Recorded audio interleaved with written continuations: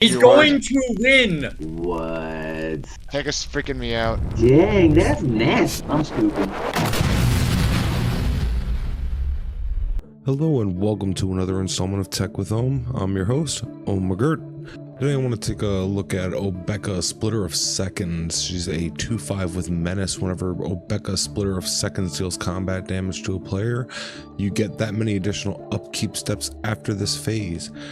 So the way I built this deck is we're going to capitalize on the upkeep triggers, just flood the battlefield with a ton of them, as many of them as we can, by making her as big as possible and make her unblockable.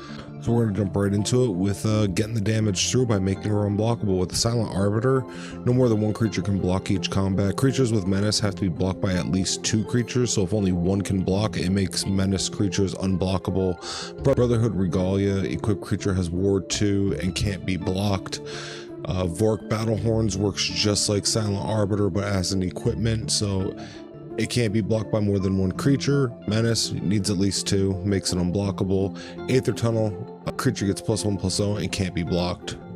Our other ways here too is Aqueous Form, creature can't be blocked, and it's going to give us a scry trigger, letting us get through the deck a little bit faster to get to some of the good stuff. Same thing with Security Bypass, can't be blocked if it's attacking alone, and whenever it deals combat damage, it's going to connive, which is also going to make it bigger and let us get through the deck a little bit faster. So now that we can get our damage through, let's make the damage even bigger to start capitalizing on the upkeep triggers. We're going with a Black Blade Reforged. She's going to get +1/+1 for each land you control. Dragonfire Blade, +2/+2, hexproof from monocolor, gets some protection plus some cost reduction off of the other ability. She has 3 colors, it'll make it only 1 to equip it. Ring of Evos Isle, hexproof till end of turn, we can pay that whenever, and at the beginning of your upkeep put a +1/+1 counter on her if she's blue, which she is.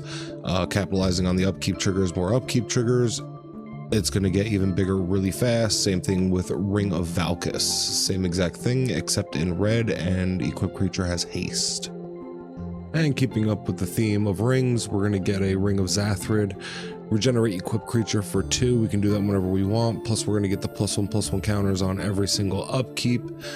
Sword of Feast and Famine gets +2/+2, protection from green and black, and every time we deal combat damage, which we're going to be doing a lot of with her, we're going to tap all of our lands. Sword of Wealth and Power, she's going to get +2/+2, have protection from instant and sorceries, always useful. Whenever she deals combat damage, it'll give her a treasure token, and the next time you cast an instant or sorcery spell this turn, copy that spell, you may choose new targets for the spell, so we're going to be able to double up on our instants and sorceries, which is always useful. And Lizard Blades, because who doesn't love double strike? Now we got a game plan. We need ways to ramp up so this way we can actually cast these spells, starting off with a Herald of Leshrac. Cumulative upkeep, gain control of a land you don't control, gets +1/+1 for each land you don't control. With her upkeep triggers, this thing is going to get massive, and we're just going to take every single land from our opponents, basically locking them out of the game. A Replicating Ring, add 1 mana of any color. Beginning of our upkeep, we're going to put a night counter on it. Once there's 8, we're going to transform it into 8 individual rings that are all good for 1 mana of any color. Every deck always has one. Soul Ring, Soul Talisman, spend 3, it works as another Soul Ring. Also, just to re-mention the Sword of Feast and Famine, anytime we get combat damage, we're going to tap all of our lands. I'm going to consider that ramp. As foretold, each upkeep we're going to put a time counter on it once per turn, pay 0 rather than the mana cost for a spell with mana value extra less. So basically we're going to start free casting out spells. Braid of Fire, cumulative upkeep, add red to your mana pool. We're getting a ton of upkeeps, it would be stupid not to have this in here. I'm going to go with a few tutors because tutors are always useful. We have a Demonic Tutor, a Grim Tutor, Inevitable Betrayal. We're going to tutor our opponent's library to take something from them, or a Profane Tutor. Again, with the upkeep triggers, we'll be able to basically immediately cast this out. Another thing everybody's waiting for, all of the upkeep shenanigans we're going to be doing with this deck with a Blood Tyrant.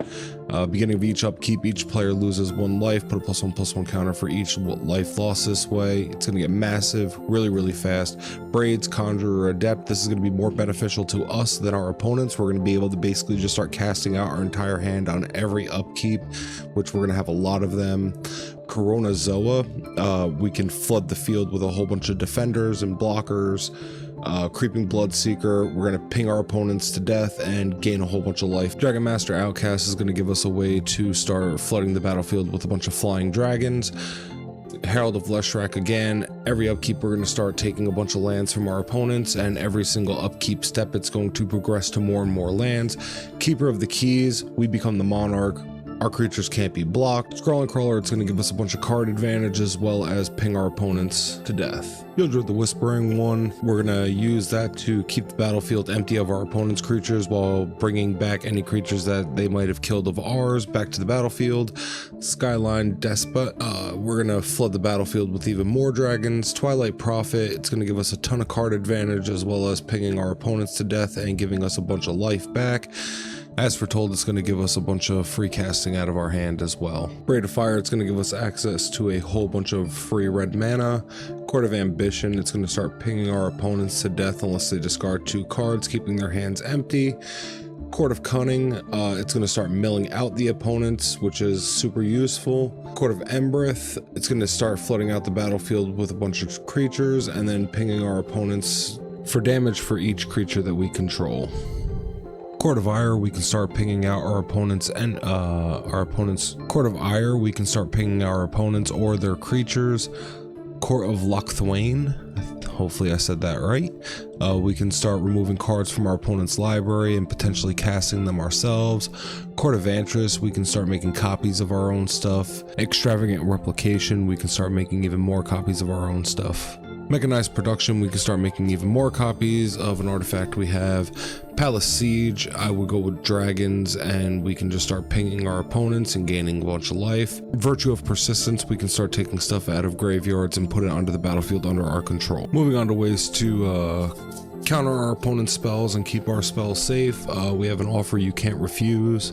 Arcane Denial, Counterspell, Fierce Guardianship, Slip Out the Back, +1/+1 counter on target creature, it phases out. Suspend Sentence, we'll be able to destroy a creature an opponent controls and exile it with 3 time counters on it, recasting it after those 3 time counters are gone. Deadly Rollick, exile target creature. Dragonfire Blade, it's going to give the creature hexproof from monocolor. Sword of Feast and Famine, it's going to get protection from green and black. Sword of Wealth and Power, protection from instant and sorceries. Ring of Evos Isle, it'll give it hexproof until end of turn. Got a few weird fun things in here I threw in the deck just to make it a little more interesting. Alexios, so every single time it comes back to you, you're going to start doing your shenanigans with your upkeep triggers, making it completely massive, and then passing off a time bomb onto one of your opponents to kill one of your other opponents. Full Throttle, who doesn't love additional combat phases? Midnight Clock, give us a way to reoccur our graveyard into our library. Tygam Master Opportunist, just a way to copy some spells and give it suspend counters to immediately recast those spells. Got a few funny combos going on in the deck as well. We'll start it off with the Replicating Ring with Mechanized Production. So Mechanized Production, when you have 8 copies of a artifact with the same name, you win the game. Replicating Ring, once it gets its last counter, it creates 8 copies of it. So if you can get the Replicating Ring off, get all 8 of them, cast out the Mechanized Production, it's immediate game over. Some good targets for Extravagant Replication would be the Skyline Despot, Dragon Master Outcast, Court of Cunning, the Herald of Leshrac, Twilight Prophet, or the Coronazoa. The Twilight Prophet I think is the funniest one out of them all because it's just going to get completely out of hand. You're to reveal basically your entire deck and just ping everybody to death before you even deck yourself out. We also have the Hellkite Charger with the Sword of Feast and Famine for potentially infinite combat phases. We also have Aggravated Assault with the Sword of Feast and Famine for more potential infinite combat phases. And that's going to do it for this one. Let me know what you thought down in the comments. If you have any commanders you'd like to see me build for you guys, let me know and I'll take a look at it and see what I can do for you. If you like the video, leave a like and don't forget to subscribe. I'm going to keep trying to put these videos out for you as much as I possibly can. I hope you get a chance to try out this deck and I'll see you guys in the next one.